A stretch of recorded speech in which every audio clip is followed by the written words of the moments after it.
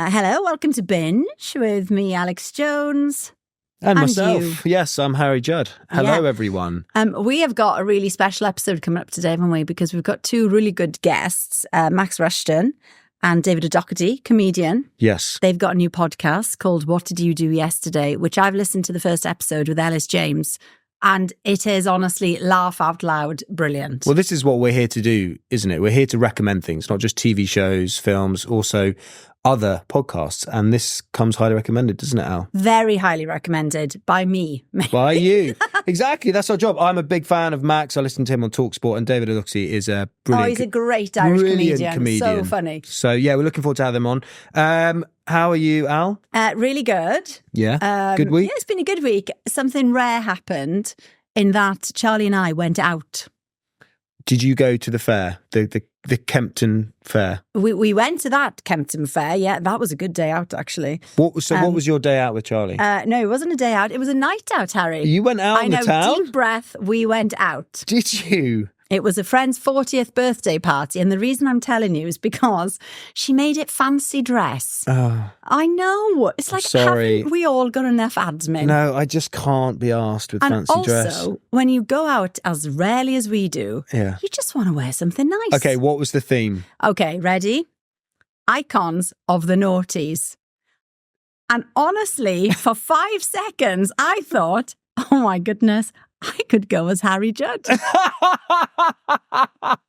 I need is to take Kit's like little drum around my neck, spike my hair up, which would have been awkward. It's a bit long to do that. And I was like, oh my God. I'm not sure if I qualify as an icon, Al.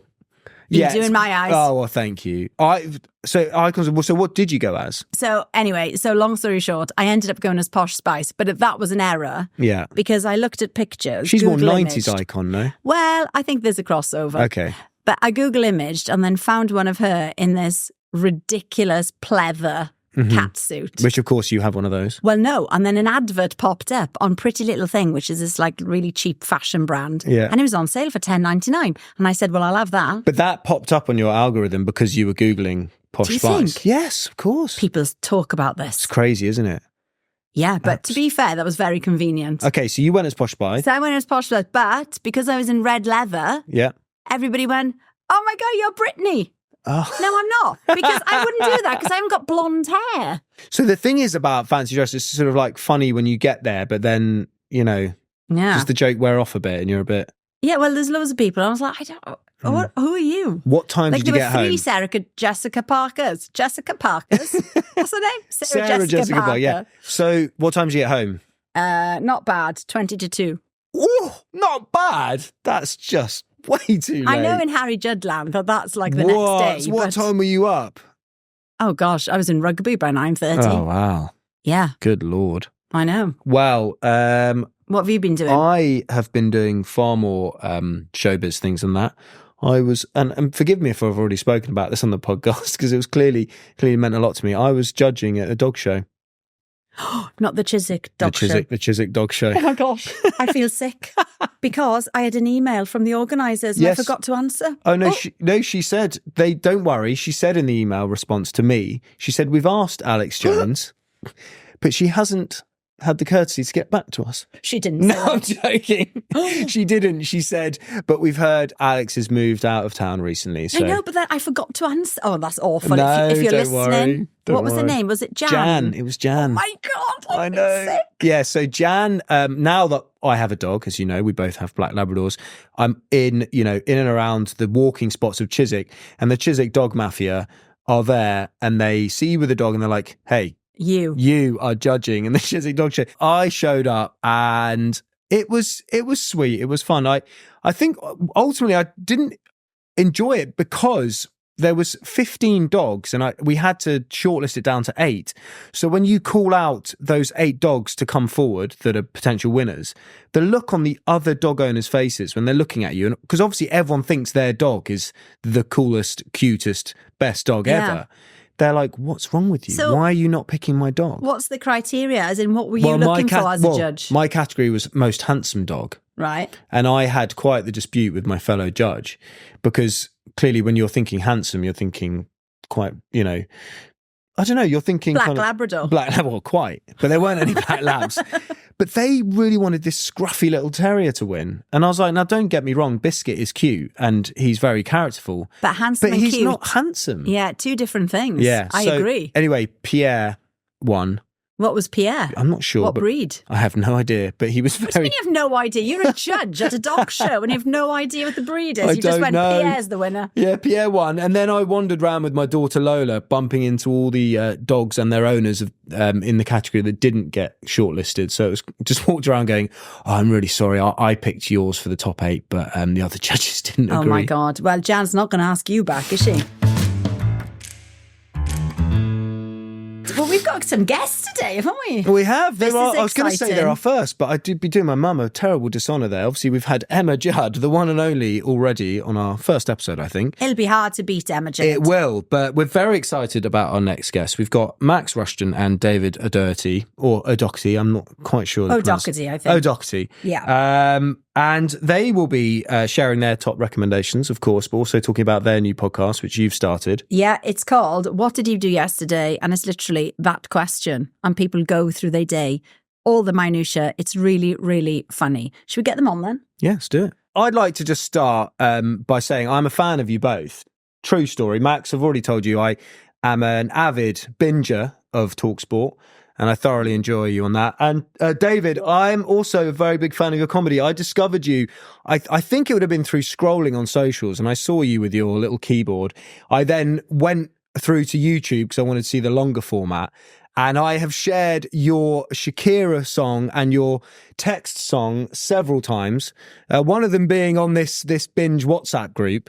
And I just wanted to say I'm a fan. So thanks for coming on. When you said I discovered David, I was like, wow, Harry was a young comedy mogul back in the day and was in the clubs of Dublin and discovered David O'Doherty. Because I would put you certainly as younger than David, but I don't know. No, I gave David his big break, Max, actually. No, I particularly enjoy that very, how would you describe your comedy? It's very different, isn't it? It's very original. It's like I'm not really trying, and these ideas have just occurred to me. What the hell is he doing on this stage? How did this happen? That's what people say who don't laugh at it. If you haven't seen the text song that David, you have to watch it. It's so funny. And I have had that scenario several times. It's basically Al. I mean, can you just give Al a quick rundown? Because you'll do it better than me. It's a phenomenon. Like, I wrote that song probably 15 years ago, and it's still happening. But I think you only do it once in your life, which is when you have a critical text, usually a critical thing, or maybe a romantic thing, and you're meant to be empathizing with a friend, and instead you send it straight to the subject. You know what I mean? Yes. Yeah. She's an idiot. We never should have gone out. Send straight to her by mistake. Yeah. And that moment of pure panic, particularly on old school text messages where you couldn't delete them. Like, there's still a terror when you see this message has been deleted, because maybe it was a spelling mistake and that's why the person deleted it. But your first thought is they have gone, you are the worst person who has ever existed. Please never speak to me again. I mean, is that just me? Does everyone think so? I think what were they saying and why are they deleting it? Why can't we just know? Well, Max, my wife texted me 2 days ago and then deleted it. And whoa, she's having an affair. Yeah, fair. Who are you having an affair with? Oh, for goodness sake. I mean, maybe she just got the time that she'd put in the text message wrong. It could be loads of different I sent her the eyes reasons. emoji, like, what is like that what, about? the watching emoji? What's that about? Alex, do you not think she thought, she married Harry like 10 years ago. He was a flying rock star. And now she's thinking she wants to trade down. She wants to find a new up and coming. If I knew a band, then I would insert that reference now, but I don't know anybody since 1995. So I'd say like REM. Yeah. So whenever Max tries to think of a contemporary musical artist, Top Loader is the first one. Nothing wrong with Top Loader. Dancing in the Moonlight is an excellent song. We need to, we're here because obviously we're thrilled that you're on our new podcast as well. 2 new podcasters. as in two new podcast teams getting together. Ours is all about what you watch, what you enjoy and things. And I don't know, Max, if you and I can be friends. Because I remember watching you years ago when I was hungover and you were on Soccer FM, AM. Yeah, AM, that's it. Mm-hmm. What did I say? FM. Yeah, you're very hungover, clearly. Very hungover. But then I read and I thought, you'll have some good options now. We're around the same age. This is going to be great. And then I read that you like Death in Paradise. And you don't? Max. Death in Paradise. Are you actually going to say that out loud? My favourite type of television is happy murder. That is my favourite type of television. Happy murder. And there's no greater TV than Death in Paradise, where like so much is happening on Sainte Marie. It's the Tour de France one year, or they brought, like there's a film festival. Like it's a tiny island. Like the amount of stuff that's happening there is so good, and the most famous person's going to be the murderer. Angus Dayton's the murderer. This is great. Someone's dead. Bit of happy music. They solve a murder. Then they all have a drink in the bar afterwards. And I'm just like, I've got a 2.5-year-old. I'm too tired to watch anything that might actually stress my brain out. I've got some recommendations for you then, babe. Have you seen White Lotus? Yeah, and I've seen White Lotus. I mean, that's sort of better television. Okay, I haven't seen Death in Paradise. Is it not Death quite? I mean, to just very quickly summarise it. Yeah. BBC One. Right. It's like for the older demographic. Like Max. Right? How dare you? It is, Max. It's like gentle murder, as you say, in a beautiful place. I've interviewed them so much now about Death in Paradise. By the way, absolute ratings winner. Yeah. It is brilliant. There's a new show on BBC called Ludwig, right? And that's quite a happy murder situation. It is, but that's more comedy. I reckon, David, you'd like that as well. That's really funny. That's David Mitchell. David Mitchell with Anna Maxwell Martin.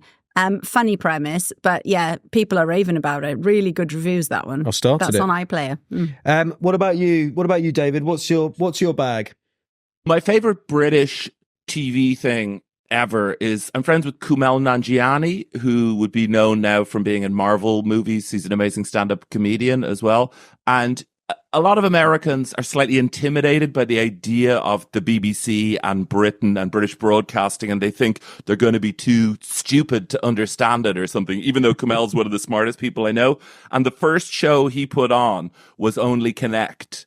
And he thought Only Connect was like Jeopardy in America. It's just like the sort of idiots 7:30 quiz show. And so he didn't get a single answer right. And he basically turned off the TV just in horror of like, these people are too intelligent for me. But the next program he watched was Naked Attraction. And he settled into, I think this is going to be fine, actually. I think this is going to be absolutely grand. Oh my Was Naked Attraction the one where they went up from the bottom? Yes. Yeah. Round one was you got voted off purely on your bits. Yeah. It's just like you sort of think all reality shows, you go on and you'll be forgotten about in 2 weeks, 3 weeks, 6 weeks, because there's always another one. But that specific person who gets voted off purely on the strength of their groin is just something to live with, isn't it? That is just an amazing thing. As a female, I mean, this may be too much information for a podcast, I don't know. But when they open the flap and they reveal like the bits, the genitalia, I always think that men are much more attractive in their pants. Yes. So like right. Nobody wants to see like a wibbly wobbly bit, big or small. Yeah, it looks like at the best of times, the male genitalia looks like, do you know those fish that they find 10 miles down in the Atlantic Ocean, where it's just like a square with a rectangle coming off it. That's with lasers coming out of it. They look sexier than most people's nutsacks. And also, it's very hard just from studying. I spent a lot of time in football showers, right? So I suppose I've spent more time around sort of men's genitalia in real light than I've inspected. And it's hard to read into that. What about a person, isn't it? You don't know what their likes and dislikes are. You don't know if they're into maybe that you just don't know if you have anything in common. Are you talking your local football club or yeah. Right. Yeah, no, I don't walk into Crystal Palace's dressing room at half time. You've got access to like the Premier League dressing rooms. Yeah, but it's all the same. I was doing a celebrity cricket match once, right? And afterwards got in the communal showers and Ben Stokes was stood right next to me. Was he naked? Fully naked, both of us, just fully naked, standing right next to each other. Did you have a chat? Well, yeah, it's like, all right, mate, you're right. Yeah, good, mate. Yeah, well, yeah. Do you know what? I used to play straight after Soccer AM. I would go and play football for my team.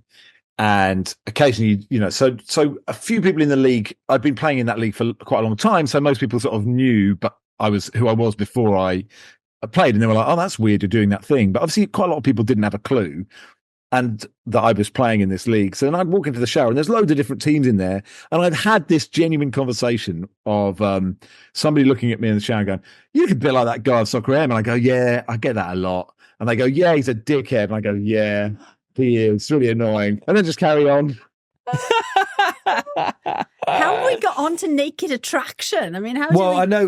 One of the main premises of this podcast is to provide people with good recommendations of things to watch. And so far, how are we doing so far? Death in Paradise and Naked Attraction. Bad, man. Let me get this back on track. Thank you, David. So this is the problem that I have. A lot of the time, I like to leave a show for about 5 years after I need 5 years of people telling me, oh, you've never watched The Wire or whatever before I then watch it, by which point no one even remembers it. So you can't talk about it with other people.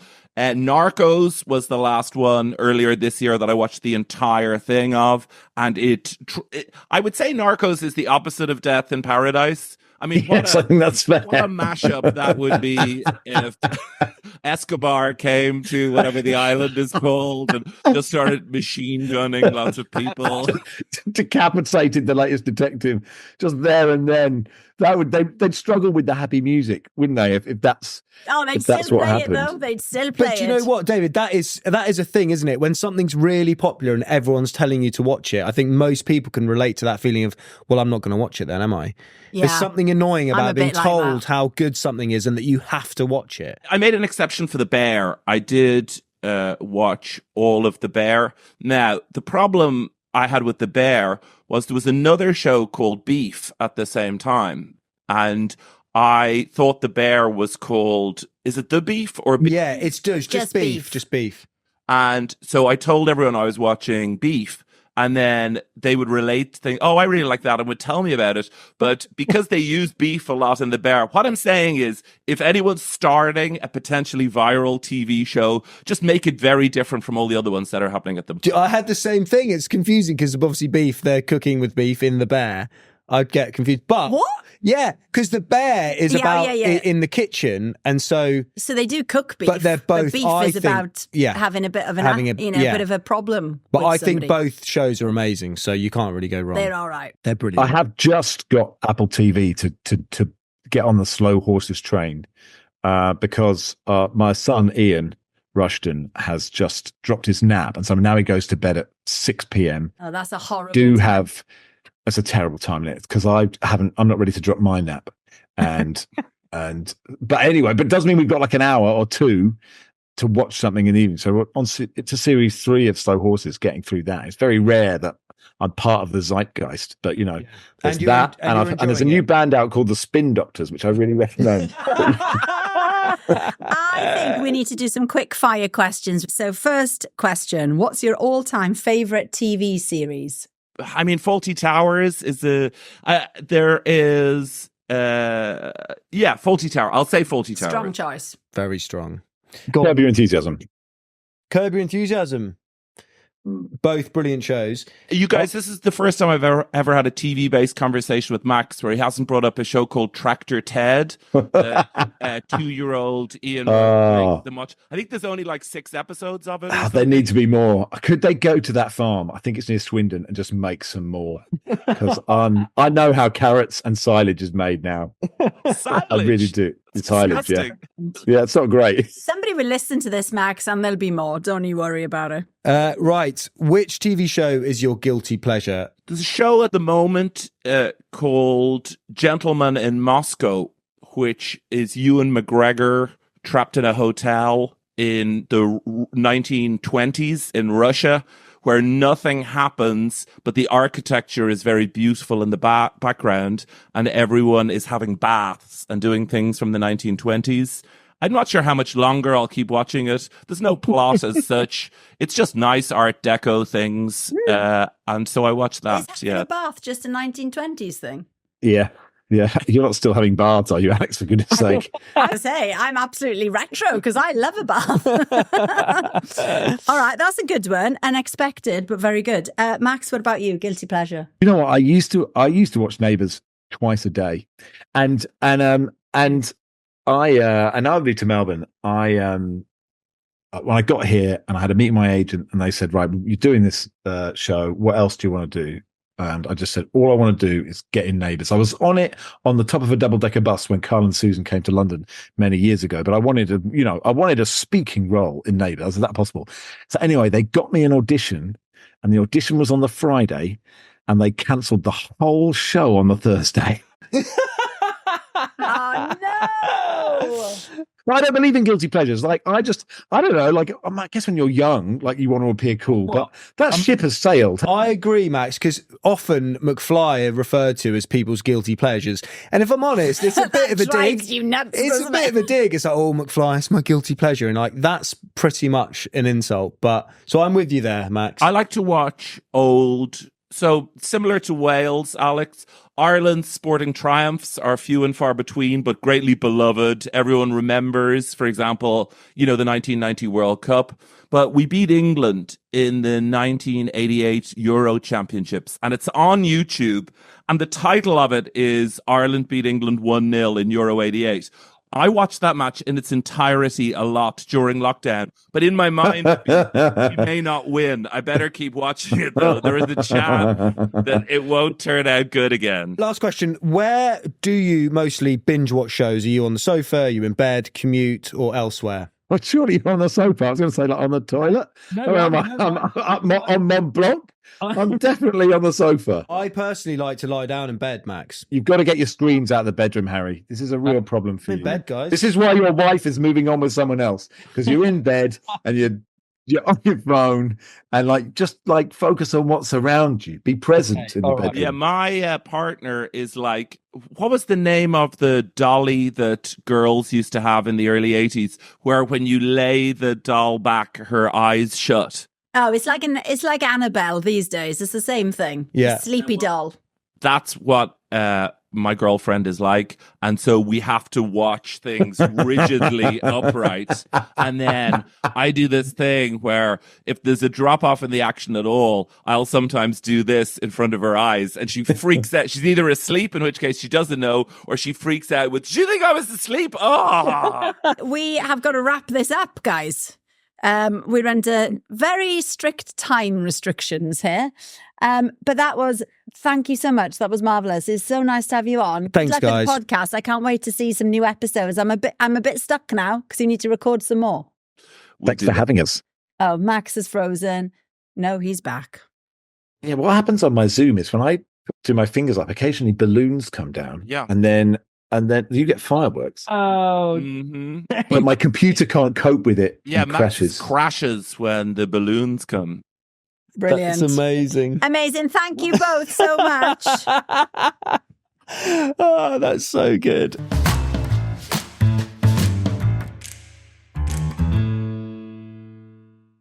Well, that was fun. They were great, weren't they, Al? Sorry. I took a sip of coffee. I'm so sorry. They were great. They were really good. And again, their podcast, really worth a listen. I'm not sure about their TV recommendations. Their TV recommendations, absolutely terrible. But that's all right. That's all we've got time for, though, isn't it, this week? It is. Don't forget binges. You can share your recommendations or ask us questions by emailing hello@bingepodcastofficial.com. Or you can send us a voice note on WhatsApp 07418 627 194. It tickles me reading out a number. Yes. I think you should do that number again. Do that number again, Because okay. if somebody's running and they haven't got a pen, how are they going to remember it? Okay, you can send us a voice note on WhatsApp. It's 07418 627 194. Binge is a Viral Tribe entertainment production. Head over to YouTube to watch all our episodes and please hit subscribe. All the recommendations that we talked about earlier will be in the description of this podcast below.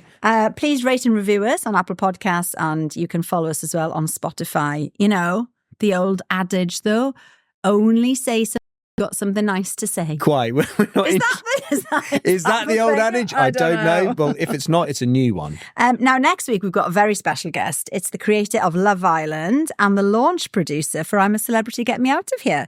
Jo Scarlett Jones. I've worked with Jo a lot over the years. She's absolutely fantastic. I'm very excited about that. That's quite the CV, isn't it? So join us then as we help you to sort the binge-worthy from the bin-worthy. Bye.